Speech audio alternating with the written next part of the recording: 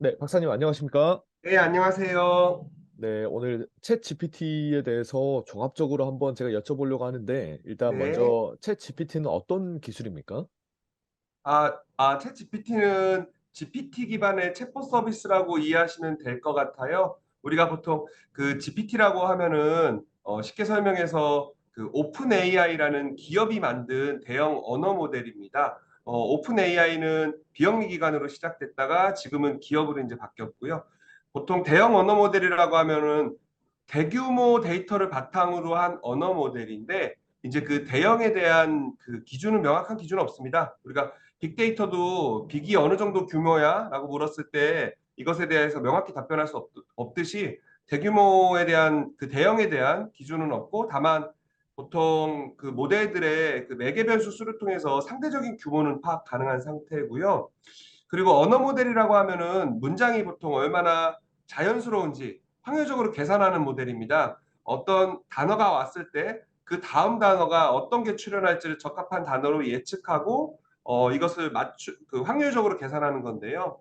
당연히 그렇기 때문에 많은 데이터를 학습할수록 그리고 그 많은 데이터들 대규모 데이터가 양질의 데이터일수록 훨씬 더 답변이 그럴싸하게 그 답변을 해주는 그런 모델입니다. 음, 최근 챗 GPT가 폭발적인 관심을 받고 있는데, 혹시 네. 이게 알파고 때와 달리 시민들이 직접 활용할 수 있기 때문에 더 많은 관심을 받고 있는 걸까요? 이유가 뭘까요?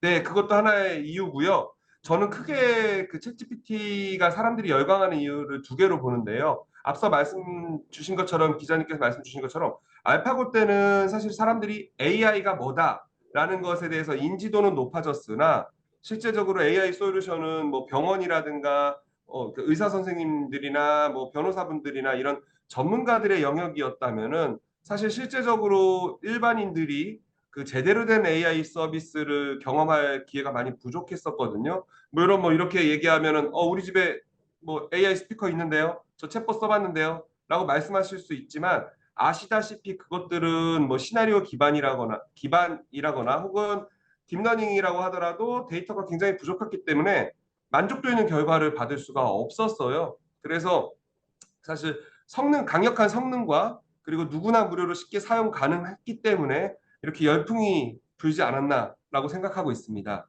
음, 질문 유형에 따라 오답이 좀 나온다는 그 지적도 있는데 좀 어떻게 네. 보십니까? 이건 생성 AI 모델이다 보니까 그 환각 현상이 있습니다. 그러니까 어떤 느낌이냐면은요, 굉장히 그 박식한 모델이긴 하지만 많은 그 대규모 데이터를 통해서 박식한 그 능력은 가지고 있으나 그러나 딥하게 특정 도메인에 대해서 답을 알진 않습니다. 왜냐하면은 도메인에 대해서 특화된 데이터를 학습한 것이 아니기 때문이고요. 또 답을 찾는 개념이 아니라 관계성을 분석해서 답을 생성하는 형태이다 보니까 다른 정보랑 충돌하거나 질문 유형을 잘못 판단하게 될 경우에 오답이 나올 수가 있습니다. 또한 최신성이 좀 부족할 수 있어요. 챗GPT 같은 경우는 GPT 3.5 기반으로 하고 있는데 21년 이전의 데이터를 학습했기 때문에 22년 이후의 것에 대한 답을 잘 못하고요. 또 얼마 전에 나왔죠. 3월 14일에 GPT-4도 마찬가지로 22년 8월까지의 데이터를 학습했기 때문에 그 이후에 답변을 하기가 좀 어려운 최신성의 문제가 좀 있습니다. 그 대규모 AI 모델을 운영함에 있어서 비용도 분명 수반이 될 텐데 네, 이에 맞습니다. 막 이런 파생되는 문제나 저희가 고민해야 될 뭐 현안들이 있을까요? 사실 가장 큰 문제가 비용적인 부분입니다. 뭐 다양한 문제가 있을 수가 있어요. 앞서 말씀하신 것처럼 기능적인 문제도 있을 수가 있고 정확도가 좀 떨어진다거나 혹은 윤리적인 문제도 있을 수가 있고 또 에너지나 환경적인 문제도 있을 수가 있지만 특히 대규모 언어 모델은 비용적인 문제가 가장 크다고 볼 수가 있습니다. 지속 가능한 수익을 창출을 해야 되는데 이 대규모 모델이 필요한데 대규모 모델은 대규모 데이터를 구축을 해야 되고 또 학습을 해야 됩니다. 또 이건 초기 투자 비용으로 고려하더라도 대규모 AI 모델을 운영하고 관리하기 위해서는 대규모 컴퓨팅이 필요합니다. 이 비용이 지속적으로 들기 때문에 사실은 단순히 그냥 서비스 유료화하고 또 API 개방해가지고 그것을 뭐 유료화 서비스로 하더라도 그것만으로는 좀 다소 부족하고요. 킬러 서비스가 지속 가능한 수익을 창출할 수 있는 킬러 서비스가 필요한 상황입니다. 실제적으로 지금 그 챗GPT가 여러 가지 서비스로 응용이 되고 있고 또 전부터 오픈 AI에 계속적으로 투자해 왔던 MS 같은 경우는 오늘 자정에 그러니까 어제 자정이죠. 어제 새벽에 또그 새로운 그 오피스에 붙이는 새로운 서비스를 또 출시를 해서 공개를 했습니다. 코파일럿이라고 해서 공개를 했기 때문에 굉장히 이제 이런 비용적인 부분도 어느 정도 커버가 되지 않을까 예상하고 있는 상황입니다. 음. 챗GPT 1이 2018년에 출시됐고 2는 네. 2019년, 3는 네. 20년, 그리고 2022년에는 3.5 이제 4까지 나왔는데 네. 매년 새로운 버전이 나오고 있는데 기술 수준도 그에 맞춰서 진보하고 있는 겁니까? 기술 수준은 많이 진보하고 있습니다. GPT-1이 18년도에 나왔을 때만 하더라도 매개 변수 수가 1.17억 개였었는데요. GPT-2가 그거보다 한 12배, 13배 정도 많은 15억 개 매개 변수였었고 GPT-3의 그 성능 향상이 굉장히 돋보입니다. 한 116배, 117배 정도의 성능 향상, 그러니까 매개 변수 수의 향상이 이뤄졌고요. 그다음에 이제 GPT-3에서 GPT-3.5로 넘어갈 때는 1750억 개의 매개 변수로 동일하지만 인간 피드백을 통한 강화 학습이 적용됐기 때문에 보다 그 사람의 그 언어 능력, 의사소통이 훨씬 더 자연스러워졌고 또 데이터 편향성도 어느 정도 조정이 됐습니다. 이번에 나온 GPT-4는 과거에 이제 GPT가 계속 나올 때만큼의 그 큰 폭의 매개 변수 수는 아닌 걸로 알고 있어요. 이제 우선 매개 변수 수를 오픈 AI에서 공개하지 않았습니다. 근데 다만 특징은 GPT-4의 특징은 훨씬 더 우수한 성능과 또 이미지를 이해할 수 있다는 게 굉장히 큰 특징입니다. 멀티모달이 가능해졌다라는 거죠. 이미지를 인풋 값으로 입력하면 이 이미지에 대해서 질문을 했을 때 그 질문에 대한 답변을 텍스트로 해줄 수가 있고요. 또 훨씬 더 긴 메모리를 사용하고 있습니다. 그래서 여러모로 활용 분야가 훨씬 더 클 것으로 예상하고 있습니다. 네, 최근 이제 GPT-4가 공개됐습니다. 그래서 네. 뭐 며칠 전이죠. 14일 오픈 AI 네, 그 맞습니다. 그렉 브룩먼 회장이 공개한 데모 네. 영상을 좀 살펴보면 뭐 간단한 메모나 이미지까지 뭐 제대로 파악하는 좀 모습을 보이는 것 같은데 네. 앞으로 GPT-4는 어떤 식으로 활용될까요? 3 뭐 3.5와 다르게? GPT-4는 아무래도 지금 훨씬 더 부드러워졌어요. 대화도 부드러워졌고요. 또 기술력이 훨씬 더 좋아졌습니다. 지금 보니까 이 성능 자체가 그 정확도가 일단은 크게 개선이 됐고요. 또 한국어의 능력이 좋아졌습니다. 한국어의 능력이 지금 대략 제가 알기로 정확도가 한 77% 정도로 개선이 됐고요. 또 어느 정도 최신성도 물론 확보가 됐습니다. 22년 8월까지의 데이터이기 때문에. 예를 들어서 어느 정도의 성능이 개선되냐면은 변호사 시험이 과거의 3.5 버전은 상위 90% 정도에 들었었는데 이제 100명 중에 90등 정도 한 거죠. 근데 지금은 변호사 시험을 시켜봤더니 한 10%, 그러니까 100명 중에 한 10등 정도로 월등히 성능이 좋아졌고요. 또 생물학의 올림피아드도 상위 69%에서 상위 1% 수준으로 굉장히 좋아졌습니다. 그래서 성능이 좋아졌기 때문에 상대적으로 이제는 대화형 서비스에 훨씬 더 많은 부분이 접목될 수가 있고요.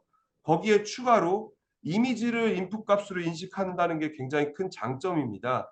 그래서 기존의 대화형 서비스뿐만이 아니라 이미지를 인식해 가지고 이해하고 설명해 주는 서비스까지도 확장 범위가 넓어졌다라고 볼 수가 있을 것 같습니다.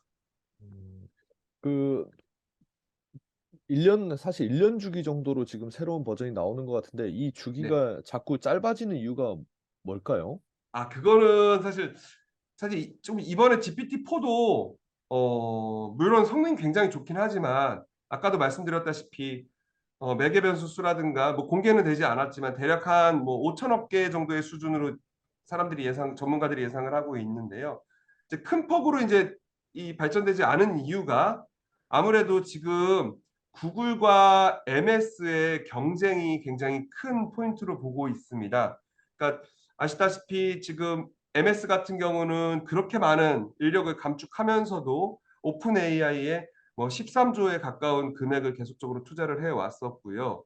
그러면서 검색 엔진 시장에 대해서 점유율을 차지하려고 하고 또 구글은 지금 전 세계 검색 엔진 시장의 92.9%를 차지하고 있어요. 근데 2위인 마이크로소프트의 빙은 고작 3%에 불과합니다. 1%만 가져오더라도 2조 4천억 원이라는 어마어마한 광고 수익을 가져올 수가 있어요. 꼭 검색 엔진이 아니더라도 사실은 다양한 서비스에서 그 여러 가지 이득을 가져올 수가 있는데 지금 마이크로소프트 같은 경우는 구글이 서비스를 내놓기도 전에 계속적으로 많은 서비스를 내놓고 있어요. GPT-4뿐만이 아니라 뭐 API API 공개한 거, GPT-4 공개한 거, 그리고 다양한 부가적인 서비스를 내놓는 거를 정말 하루가 다르게 멀다 하고 뉴스가 나올 정도로 정신이 없거든요. 이런 상황이기 때문에 어떻게 본다면은 지금 MS에서도 빠르게 이 구글에 대해서 경쟁을 하기 위해서 시장을 좀 주도권을 잡기 위해서 조금 성급하게 GPT-4를 내놓지 않았나라고 생각을 하고 있습니다. 음. 이런 그 구글과 마이크로소프트의 뭐 네. 보이지 않는 경쟁, 기술 경쟁이 있는데 네. 일각에서는 구글이 챗 GPT만한 기술이 없겠냐, 분명히 있을 네, 것이다. 근데 맞습니다. 공개를 안 하는 것이다. 이런 시각도 네. 있는데 어떻습니까? 그런 의견이 사실은 챗GPT 이전에도 계속 있었죠. 그래서 지금 구글 같은 경우가 과거에도 이미 대형 언어 모델을 가지고 있지 않습니까? 대형 언어 모델을 오픈하지 않고 있었던 이유가 크게 두 가지로 볼 수가 있는데요. 이제 하나는 기술에 대해서 완벽성을 추구하고서 사실은 조금 신중했던 이유가 있습니다. 구글이요. 그리고 또 하나는 사람들이 구글에 대한 거는 기대가 굉장히 크거든요. 구글은 우리가 딱 생각할 때 혁신의 아이콘, 오픈 AI라는 사실 기업과는 구글에 대한 거는 기대는 굉장히 큽니다. 그래서 마이크로소프트는 처음에 마이크로소프트가 직접 그 서비스를 출시한 것이 아니라 오픈 AI를 빌려서 서비스를 출시했고, 비록 서비스가 완성도가 떨어지거나 뭐 정확도가 떨어지더라도 사람들은 너그러울 수 있었고 열광을 할 수가 있었던 반면에 구글 같은 경우는 챗GPT가 나오고 나서 아마 올해 2월 6일에 우리도 바드라는 서비스를 내놓겠다라고 출시 계획을 발표를 했고요. 그 다음날 마이크로소프트는 기다렸다는 듯이 검색 엔진 빙에 챗GPT 탑재하는 것을 발표를 했습니다. 그 다음날, 그러니까 2월 8일 다시 한번 구글은 프랑스 파리에서 시연을 합니다. 그러니까 굉장히 구글은 조급한 상황이죠. 근데 시연을 했는데 그게 이제 오답이 나다 보니까 그날 주가는 7%가 떨어지고 시가총액이 200조가 증발을 했습니다. 이만큼 구글은 굉장히 좀 조급한 상황이에요. 구글이 그동안 안 냈던 이유는 구글에 대해서 사람들이 거는 기대감 때문에 안정적으로 가기 위한 거. 그리고 마지막으로는 아까 비용도 말씀드렸는데요. 킬러 서비스가 없는 상황에서 내기에는 좀 부담이 됩니다. 엄청난 비용이 수반이 들거든요. 그래서 그런 상황에서 구글은 좀 기다렸던 것이고 기술력을 가지고는 있으나 지금 같은 경우는 좀 시장이 너무 많이 바뀌었습니다. MS가 공격적으로 지금 치고 들어오기 때문에 구글 입장에서는 어떻게 해야 될지 내부적으로 굉장히 고민이 클 것으로 예상이 됩니다.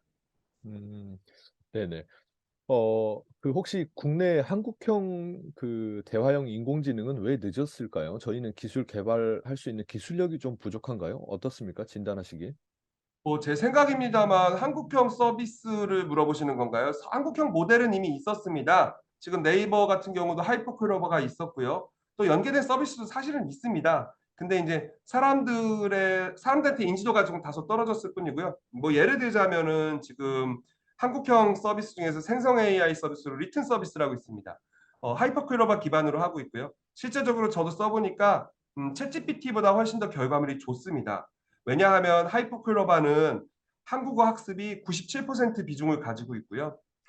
챗GPT 같은 경우는 GPT 3.5가 한국어 학습이 0.19%의 비중입니다. 92%가 영어 비중이기 때문에 우리가 챗GPT를 사용할 때 한글보다는 영어를 써야지 답변이 좀 더 낫다라고 말하는 이유가 그 이유 때문입니다. 네이버 역시 조만간에 뭐 하이퍼클로바 X라고 해서 좀 더 버전업된 것을 발표할 계획이고요. 7월 달에. 또 상반기 중에 서치 GPT라고 해서 그 검색에 특화된 서비스를 내놓을 텐데 일단 서비스가 나와봐야 알겠지만 한국어 서비스로서는 굉장히 완성도가 높을 것으로 예상을 하고 있습니다. 좀 지켜봐야 될 것 같습니다. 결국은 그 국내에서도 기술력이 있는데 향후에는 어떤 식으로 수익성을 확보할 것인지 그것도 관건이 되겠네요. 네, 맞습니다. 그 차별화 전략을 진행하고 있어요. 지금 대규모 언어 모델이라고 하면 하이퍼클로바는 2,040억 개의 매개 변수를 가지고 있기 때문에 결코 사실은 경쟁력이 뒤처지진 않습니다.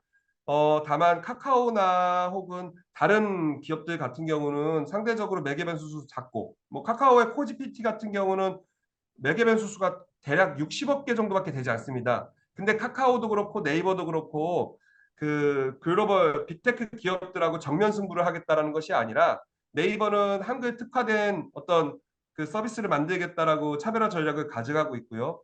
카카오 역시 2월 10일에 발표를 했어요. 우리는 그 카카오톡 기반의 버티컬 서비스를 올해 중에 내놓겠다고 했습니다. 그래서 아마 그 버티컬 특화된 특화 데이터 기반의 서비스가 나올 것으로 예상을 하고 있습니다. 다만 이제 이것들이 초거대 AI 모델들은 뭐 LG의 엑사원이라든가 KT의 믿음이라든가 이런 것들도 있지만 각각의 특성들이 다 있고요. 대기업들은 그렇게 어느 정도 방어가 되고 수익성을 찾아갈 수 있는 서비스를 내놓을 수 있겠지만 중소기업은 초거대 AI 모델 자체가 없기 때문에 아무래도 특화된 서비스, 특화된 데이터 기반의 서비스에 주력을 할 것이고요. 그런 점에서 사실은 지금 이런 어떤 생성 AI의 경쟁이 우리 기업들한테 뭐 불리하다, 뭐 위기다라고 보시기보다는 오히려 하나의 어떤 활력을 주는 그런 그 기회가 되지 않을까, 위기 속 기회가 되지 않을까 생각하고 있습니다.